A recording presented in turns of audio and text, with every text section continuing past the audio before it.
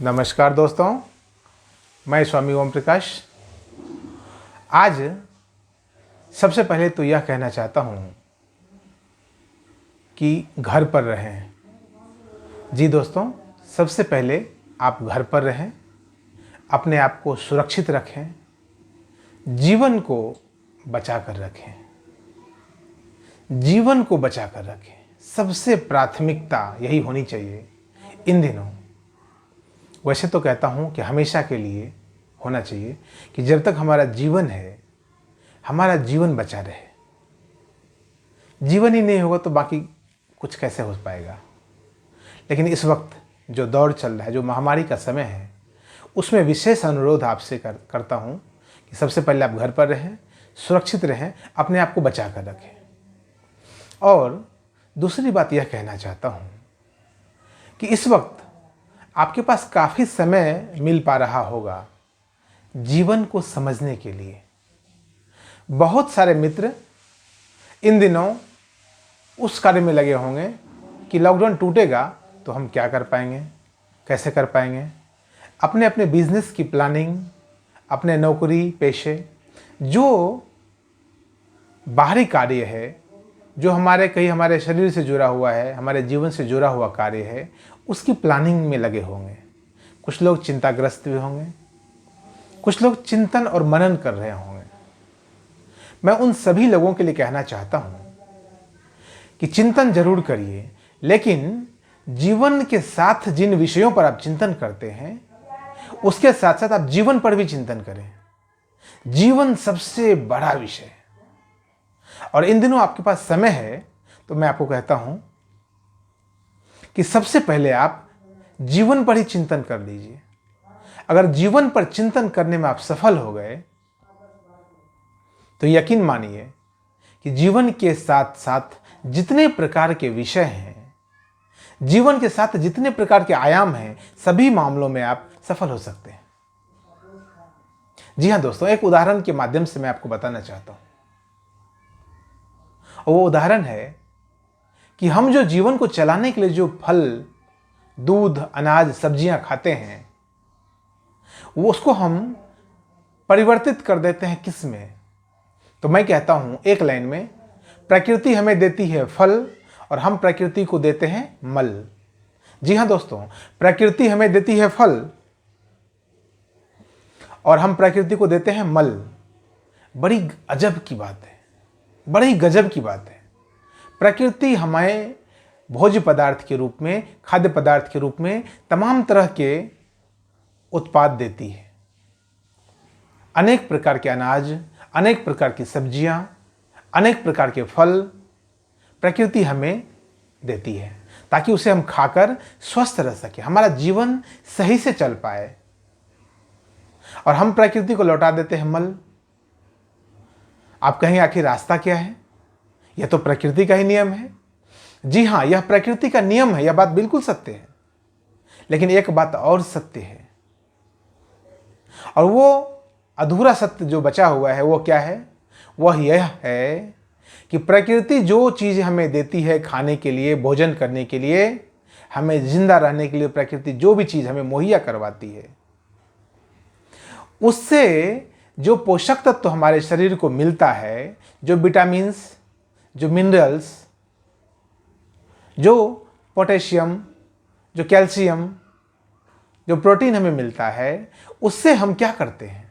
यह अहम सवाल है। सबसे बड़ा सवाल यही है कि प्रकृति द्वारा प्राप्त वस्तुओं से जो पोषक तत्व हमें मिलता है, उसका उपयोग हम किन किन कार्यों के लिए करते हैं? सामान्यतः अधिकतर लोग उसका उपयोग अपने जीवन को संरक्षित और सुरक्षित रखने में ही करते हैं, जबकि प्रकृति सिर्फ उसी के लिए नहीं देती है। आप समझिए कि एक माता पिता अपने बच्चे को इसलिए थोड़ी भोजन करवाता है, एक माता पिता अपने बच्चे का इसलिए पालन पोषण थोड़ी करता है कि उसका बच्चा बस खा पी कर स्वस्थ हट्टा कट्टा रहे। जी नहीं, बल्कि उसके बदले में एक जिम्मेवार नागरिक हो सके, एक जिम्मेवार पुत्र हो सके, और वह भी अपने माता पिता को समय आने पर लौटा सके, वह लौटा सके जो कि उनके लिए अनिवार्य स्थिति होती है, वह लौटा सके जिनकी उन्हें बिल्कुल ये अनिवार्य तौर पर उनके लिए वो आवश्यक होता है। बुढ़ापे में माता पिता का कौन सहारा बन सकता है? तो माता पिता उसके लिए अपने बच्चे को तैयार करते हैं। उसी प्रकार से प्रकृति आपको तैयार करती है ताकि आप प्रकृति को कुछ लौटा सकें। अब आप कहेंगे क्या लौटा सकते हैं स्वामी जी? जी हाँ, प्रकृति इस उम्मीद में आपको तमाम तरह के भोजन, तमाम तरह की सब्जियां, अनाज और फल मुहैया करवाती है ताकि आप स्वयं का पोषण कर सकें और स्वयं के पोषण के पश्चात अपनी कुंडलिनी ऊर्जा के माध्यम से, कुंडलिनी जागरण के प्रयोग के माध्यम से, ध्यान और समाधि के गहनतम प्रयोग के माध्यम से आप वह जो ऊर्जा, जो भौतिक ऊर्जा अब शरीर में रूपांतरित हो गई है, शारीरिक ऊर्जा का रूप बन गई है, उस शारीरिक ऊर्जा को आप दिव्य ऊर्जा के रूप में कन्वर्ट करके, रूपांतरित करके, और कहे कि सहस्रार के माध्यम से, जो क्राउन चक्र है हमारा सिर के ऊपर, उसके माध्यम से हम प्रकृति को दिव्य ऊर्जा लौटा सकें। उस महान कार्य के लिए प्रकृति हमें वह ऊर्जा देती है। उसी महान उद्देश्य के लिए प्रकृति हमें तमाम तरह की सब्जियां, तमाम तरह के फल हमें मुहैया करवाती है। यह जीवन का उद्देश्य है। यह प्रकृति जो हमें जीवन दे रही है, आप गौर करिएगा, प्रकृति जीवन देती है। प्रकृति जीवन को चलाने के लिए भोजन देती है। प्रकृति उन भोजनों के बीच में पोषण देती है, और इसलिए नहीं देती है कि बस आप खा पी कर हट्टे कट्टे बने रहें और अपने स्वार्थ में लगे रहें। एक उद्देश्य है, आप अपने आप को स्वस्थ रखें। अगर आप अपने आप को स्वस्थ नहीं रख पाएंगे तो प्रकृति को लौटा क्या पाएंगे? कोई बच्चा अगर स्वस्थ नहीं रह पाएगा, सुखद स्थिति में नहीं रह पाएगा, तो अपने माता पिता को क्या लौटा पाएगा? वो कुछ भी नहीं लौटा पाएगा। लौटाने के लिए पहली आवश्यकता है कि आप स्वस्थ रहें। प्रकृति आपको स्वस्थ रखना चाहती है और आपको बताना चाहती है कि आपके जीवन का उद्देश्य यह है।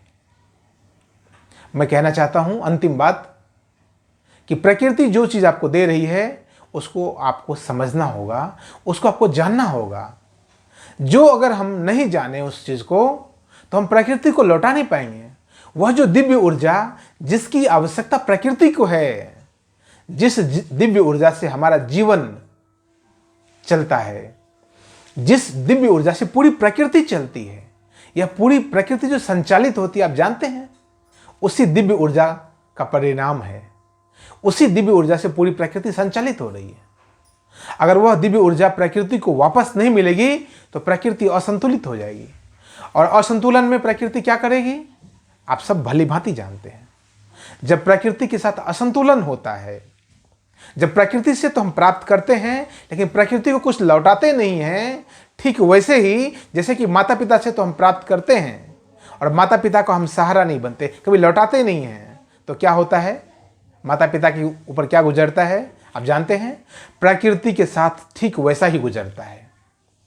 और उस असंतुलन की अवस्था में तमाम तरह की महामारी, तमाम तरह के रोग, तमाम तरह की परेशानियां आती हैं। आप कहिए कि प्रकृति देती है, नहीं, वो हमारे ही कर्मों का फल है। क्योंकि हम सिर्फ ले रहे हैं और ले ही रहे हैं। अगर हमने लौटाना सीख लिया होता तो हम प्रकृति में संतुलन स्थापित करना भी हमने सीख लिया होता। आप अगर जानना चाहते हैं, अगर आप वास्तव में जानना चाहते हैं कि हम लौटा कैसे सकते हैं, क्राउन चक्र क्या होता है, सहस्रार क्या होता है, सहस्रार के माध्यम से कौन सी ऊर्जा बाहर जाती है, आपने कुछ फोटोज देखे होंगे। उस फोटो में, उस चित्र में आपने देखा होगा कुछ लोग समाधिस्थ अवस्था में बैठे रहते हैं। कुंडलिनी जागरण के कुछ फोटो आपने देखे होंगे सोशल मीडिया पर, इंटरनेट पर, और देखा होगा कि सिर के ऊपर से कुछ निकल रहा है। देखा होगा कि सिर के ऊपर कुछ एक सहस्त्र दल कमल खिला हुआ है, वहां से कुछ फ्रेग्रेंस निकल रहा है, कुछ खुशबू निकल रही है। वह जो खुशबू है वही दिव्य ऊर्जा है।